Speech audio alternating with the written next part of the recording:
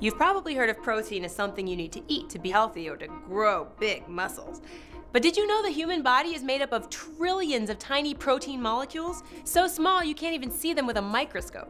Scientists at New York University are working on ways to get these basic building blocks of the human body to do some superhuman things. So everything that you have on your body is a protein, right? Your skin, your hair, anything that you see on the outside surface is protein. And this is Carlo, one of her students working in the lab.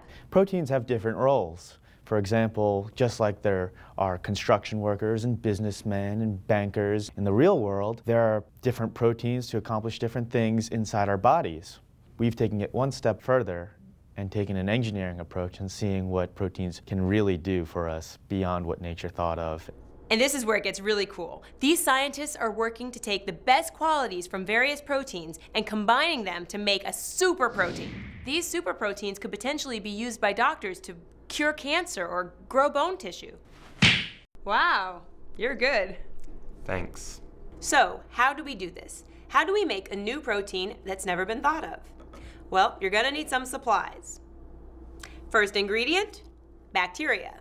Don't worry, not all bacteria is bad or makes you sick. Some bacteria is good and useful. The bacteria to make this protein is natural. So instead of harsh chemicals, it's better for the environment and safer for the scientists that use them. You can imagine that it's like a factory that's supposed to be making something. A lot like car workers in Michigan. They know that they're supposed to be making something, but they just haven't received the designs yet. That's where DNA comes into play. DNA is a set of instructions in every cell of your body and in all living things. It has all the information needed to determine whether you'll be a tree, a grasshopper, or a human being. DNA is the blueprint needed to make up all those tiny proteins that make you. We use DNA to tell these little microorganism factories how to make protein. We take our DNA and take our little bacteria, we put them in a mixture, and we electrocute them essentially so that the bacteria gets this shock. And then what happens is on the surface of the bacteria, its pores become wider.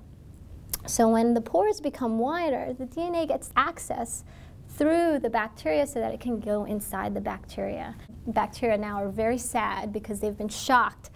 What we do is we add very rich nutrients so that the bacteria can be happy. And so we add that and we incubate them at a nice temperature where the bacteria are happiest. The next step would be growing the cells that we've introduced the DNA to on a plate of gel nutrients.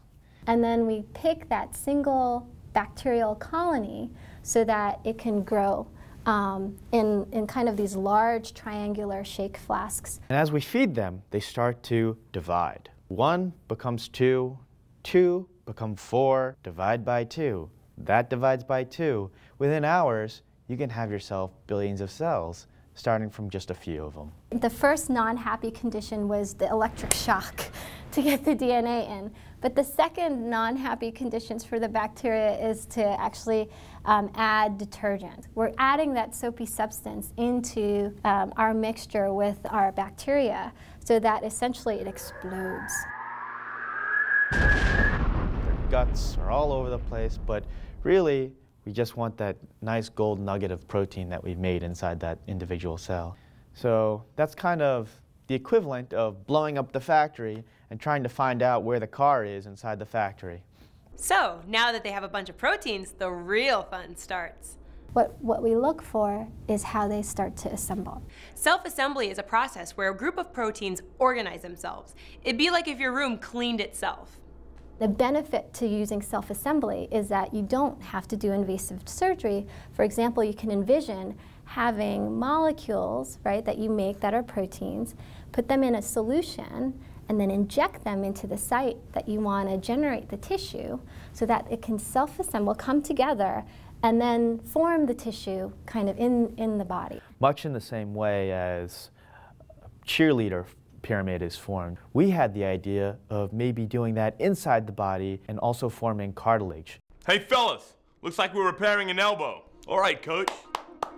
And so the male cheerleaders will line up on the bottom of the ground. The cartilage cells that come on and get attracted to the male cheerleaders that are the foundation. Cheerleader men at the bottom would be our protein. The female cheerleaders would be the cartilage. And so the women cheerleaders are coming on and building right on top of the structure itself. And ideally that's what we're interested in doing, and that would be kind of what we would, make as our contribution to science. C-A-R-T-I-L-A-G-E, cartilage, woo! So right now, we're developing a potential drug delivery vehicle that's protein-based.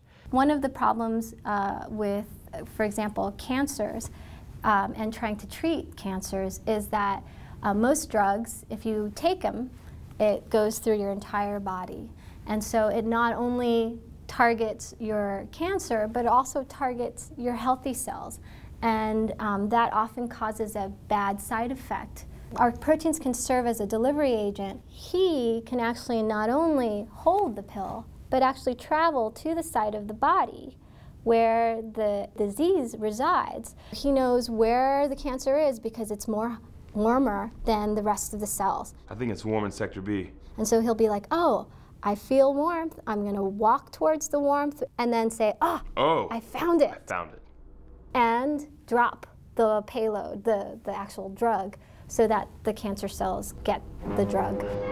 Mission accomplished. The thing that I love most about being a scientist is being able to think of something right in my head that's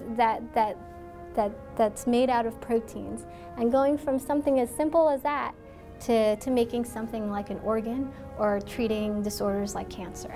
Oh, that is so beautiful. I want to be a scientist. Maybe I can self-assemble you a lab coat in a PhD.